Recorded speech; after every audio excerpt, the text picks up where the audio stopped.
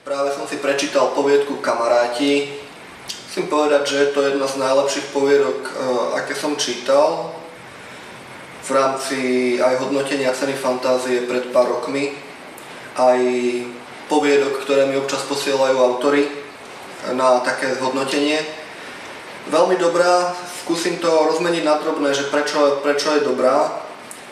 V prvom rade, čo mne udrelo veľmi do očí, je veľmi autentický jazyk v priamej reči. Je tam aj dobrý pomer rozprávactva a priamej reči, že neprevažuje ani jedno, ani druhé, pretože práve ten pomer je jedným zo znakov dobrého písania. Keď je niekde príliš veľa rozprávactva, tak je to nudné, a zase keď je veľa iba priamej reči bez nejakého kontextu, ktorý k tomu dodáva práve tá pasáž toho rozprávača, tak zase sa v tom dosť rýchlo môžete strátiť, aj keď je to dobre napísané. A tu je to fakt s citom vyrovnané. Ten autor alebo autorka má veľký cit pre text a pre prácu s textom a pre rozprávanie. Ďalšia vec, ktorá mi teda udrela do očí, je autenticita jazyka v priamej reči. Naozaj vynikajúco je to až taký pišťanek trochu.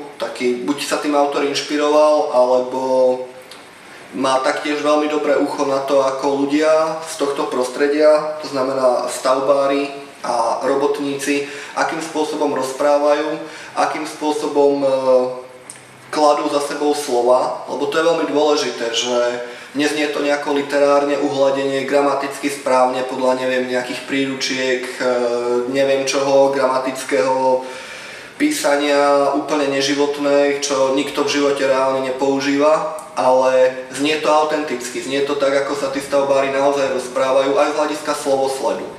To odporúčam aj ďalším autorom v priamej reči minimálne vykašľať sa na štilistiku takú, aká má byť podľa ja neviem čoho, podľa gramatiky, ale radšej písať tak, ako tí ľudia reálne rozprávajú, a ľudia v danej vrstve a s daným sociálnym statusom, s daným zamestnaním a tak ďalej, počúvať ich, ako rozprávajú a písať tak, to úplne zmení dojem z tej poviedky, pretože pôsobí, alebo aj knihy, to môže byť aj román, pretože pôsobí oveľa živšie zrazu.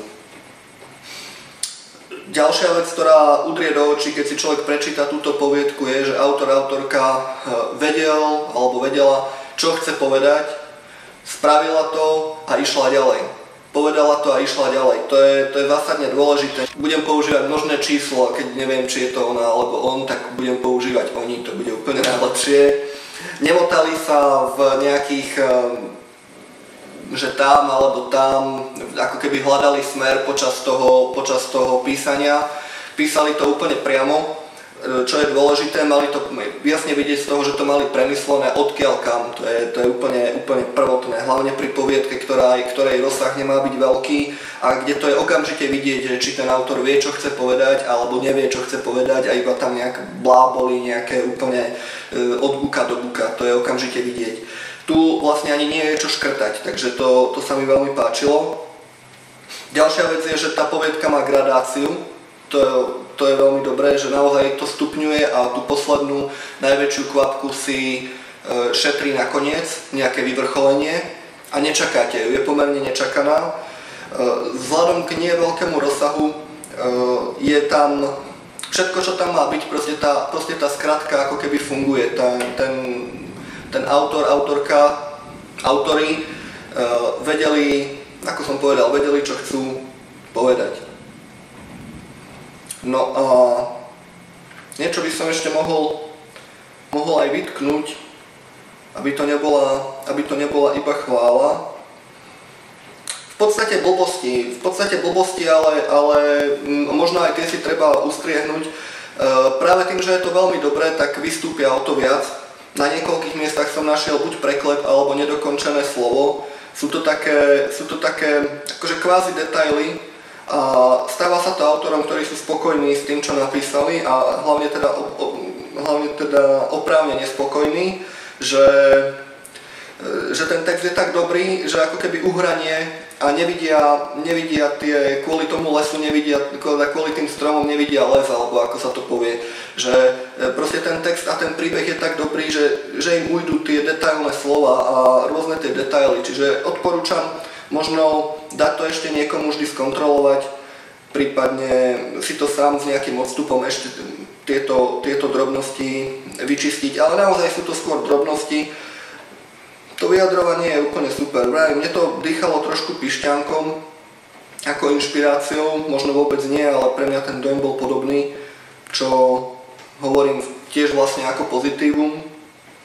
Malo to aj nejakú pointu, to sa mi tiež veľmi páčilo, že to nebolo len opis nejakej udalosti, ale malo to aj nejakú pointu a malo to nejaký, nechcem povedať, že odkaz, ale malo to aj niečo pomedzi riadky o kamarátstve a o tom, ako fungujú také rôzne šafty.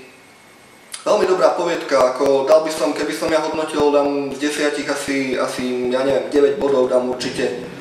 A ešte jedna vec, posledná, ktorá sa mi páčila, že naozaj tá poviedka brnká na nervy, je napísaná tak, že brnká na nervy v pozitívnom zmysle, je proste disturbing, akože znepokojivá, ale nie sú tam žiadne priame nechutné opisy, nevíš, alebo sú, ale len do tej miery, do akej to je naozaj potrebné. Neprejde to za tú hranicu, kde už to je proste samoučelné a dokonca na niektorých miestach to autor alebo autorka úplne tak ako keby preskočí, že sa to udeje mimo kamery, ale udeje sa to a má to ten znepokojujúci efekt. Takže to je taký príznak, by som povedal, zrelosti určitej autorskej a mne sa to veľmi páčilo, len tak ďalej.